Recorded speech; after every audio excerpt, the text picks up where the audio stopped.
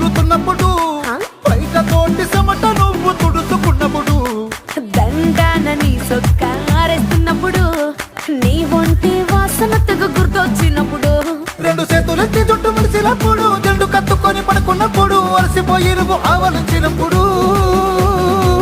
వచ్చుండై feelings వచ్చి వచ్చి చంపేస్తుండై